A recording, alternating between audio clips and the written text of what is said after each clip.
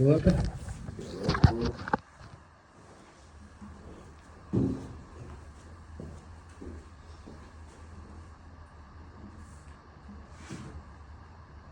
So we obviously introduce myself, like, can obviously look at this, but good afternoon, my name is John Murdoch, after sales manager at Virtue Toyota Hamilton. Today I'm going to show you my presentation for the Toyota Managers of Tomorrow project, the commercial management business side of it, and today I've chosen to do that in increasing retail tyre sales. You might be wondering why I've chosen to do it in increasing retail tyre sales. Well, increasing retail tyre sales comes with many benefits to the business, the customer, and also strategic benefits for the whole branch as well. So in terms of the business side, increasing tyre sales can also increase the department revenue and profit, can also improve our partner relationships with TGB and Stapleton's, their partner in relation to tyres, will lead to increased customer retention, and overall can improve our KPIs throughout the group as well. In terms of the customer, if we're a one-stop shop for fitting tyres as well as all other repairs and servicing, it's only going to lead to increased customer satisfaction from the customer themselves. If it's been fitted by the Toyota professionals, we're going to increase the customer safety, their peace of mind, and overall the vehicle performance is going to be better if it's been fitted by the correct technicians and using the proper tyres for the vehicle. In terms of the strategy, the strategic benefits for the business, we're obviously going to tell a lot of EV, oil sales, oil filter sales, servicing costs are going to be a lot less in the future and probably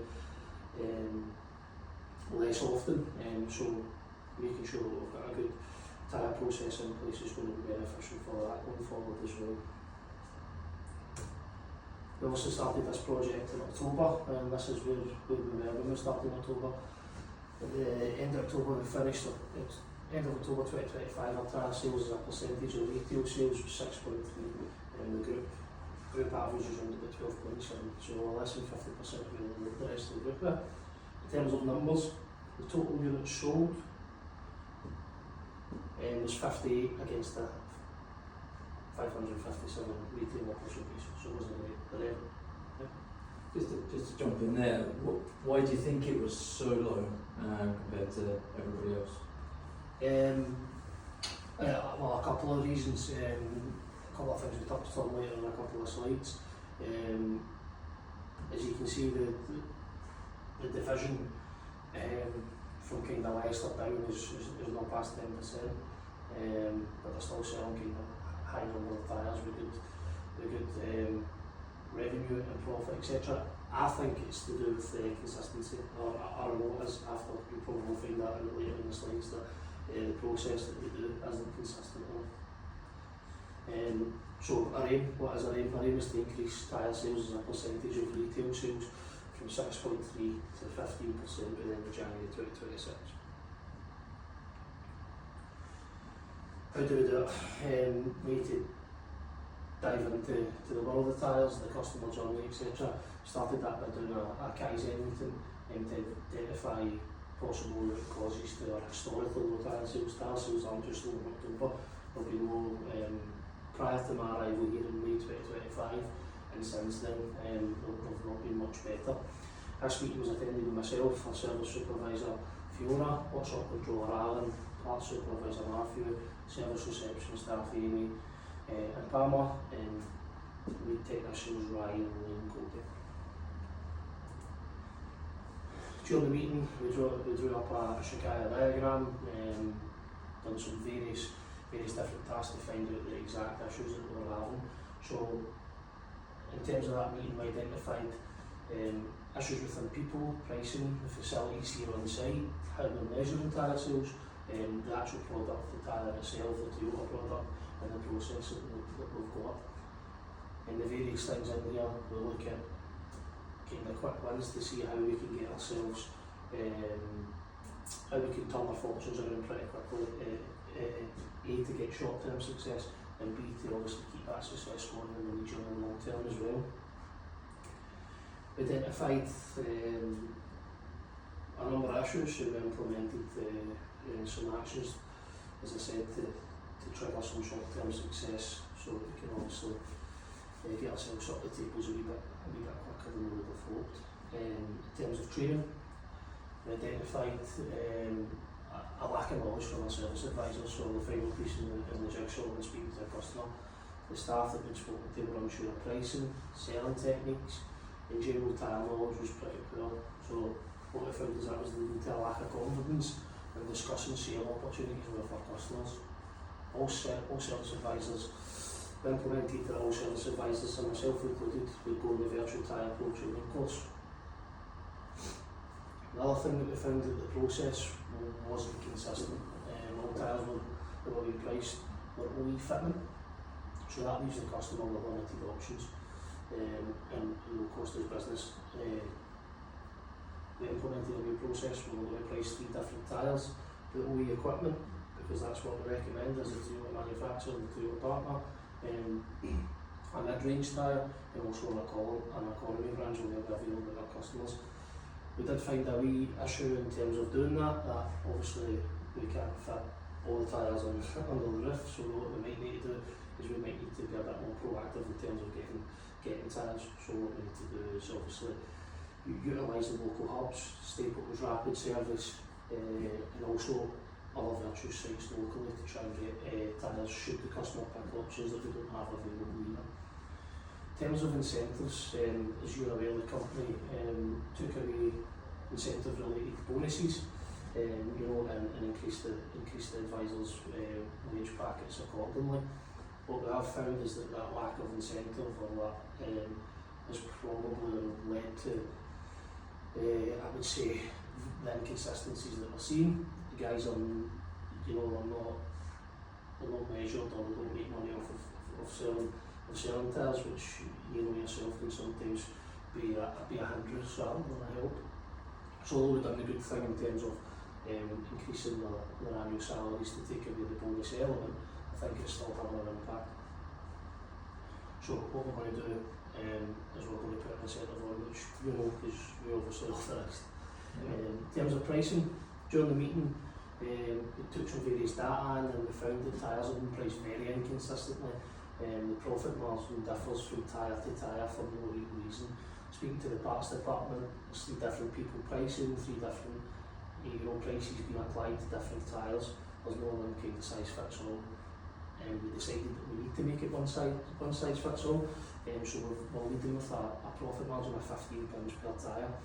Now, when you look at that £15, that's the profit that we're going to make off of supplying, fitting, balancing and disposing of the old tyre. I think it's very competitive, and one issue that we found is that may reduce obviously our gross profits that we've seen previously.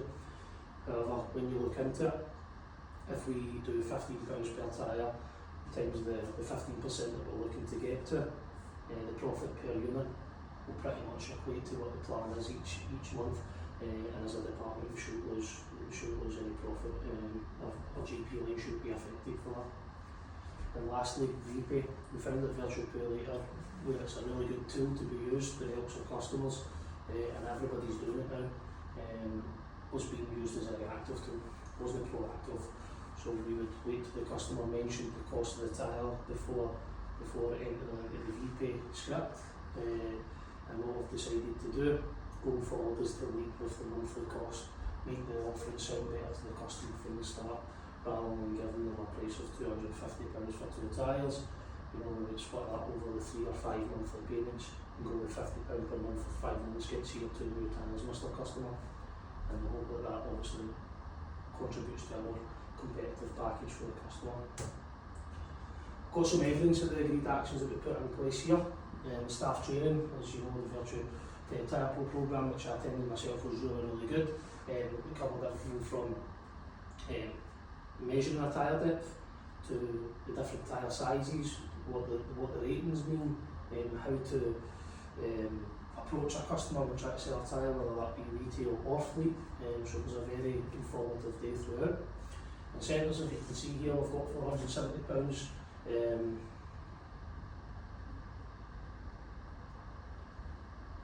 We've got £470 on our reloadable credit card just now, basically through our tyre sales.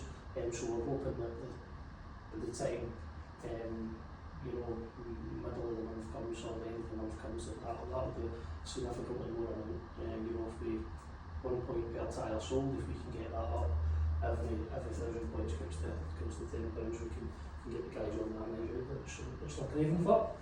And leading with VP, unfortunately the system doesn't allow us to break it up. When we're sending it to the customer, it's got to be done manually. Hopefully that's something that the company look at long term, but whilst we're here and whilst we can do it, we're doing it manually, as you can see. So the cost of the tyres was circa £280, split that into the 3 monthly payments, and that's a prime example of a tyre that was actually sold. The VP was taken, 2 tyres were sold, and the customer ultimately was happy. One of the tyres was required immediately, which was red, the other was amber, but we were building it into the competitively priced package if we get the 2 instead of the 1, which was good. And here's another example of one of the actions that we've implemented. Unfortunately, again, the system doesn't allow us to give the customer options on the video. That's got to be done manually again. So the parts department are putting the 3 different prices on there. We've got the OE equipment, the mid-range and the budget, all competitively priced and all there at the fingertips of the advisor before they phone the customer. So if they lead with the OE and the customer's not liking it, we can move down to annexing and ultimately right down to an Acadamey or a budget tyre to try and drive the sale of tyres through the branch.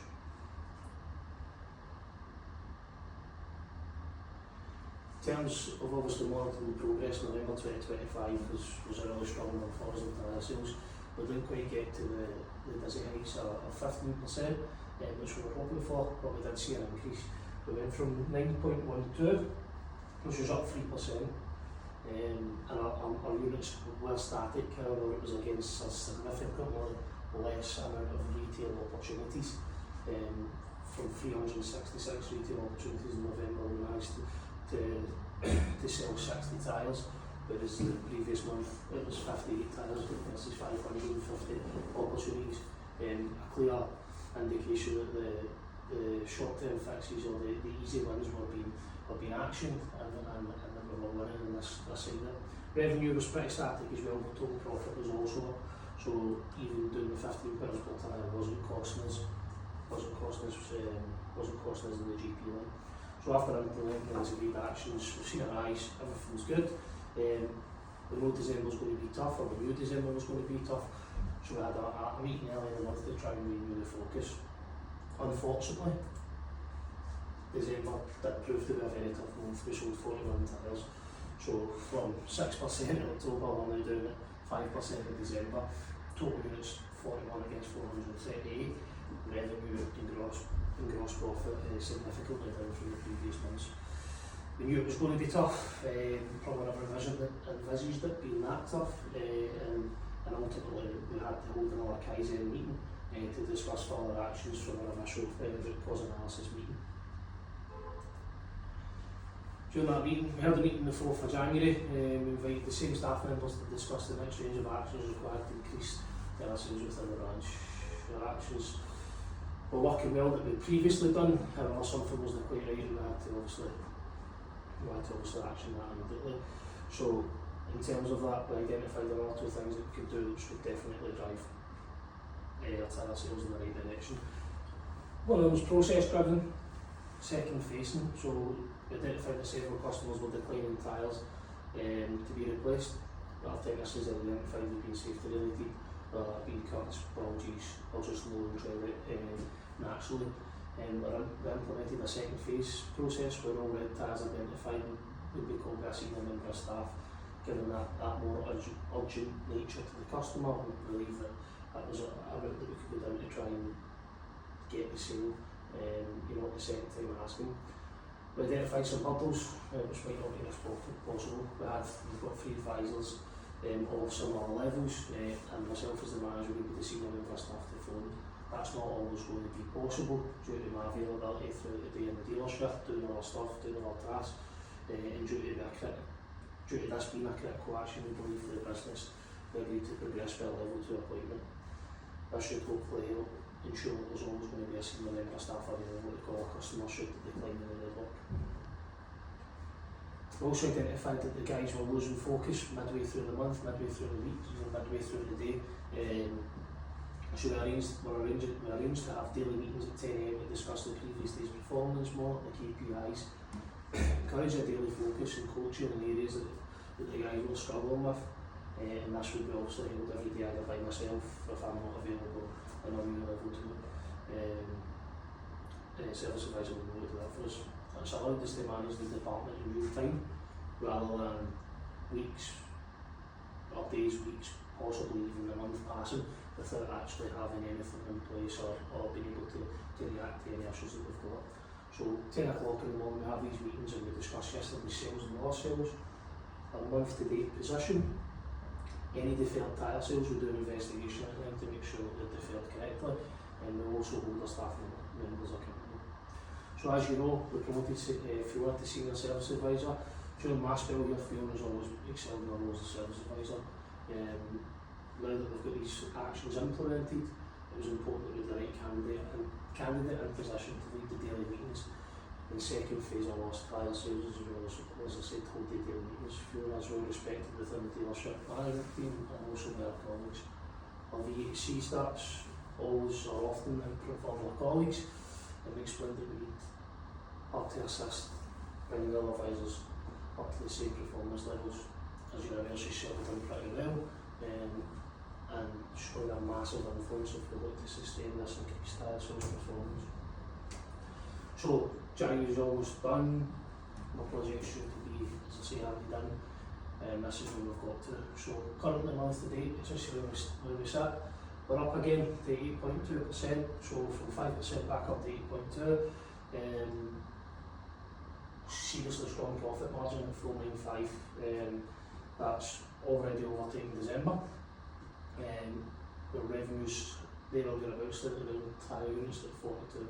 If we continue in this vein of form for the next week and a half, we should see ourselves get to 12.4% for tyre sales as a percentage of retail sales.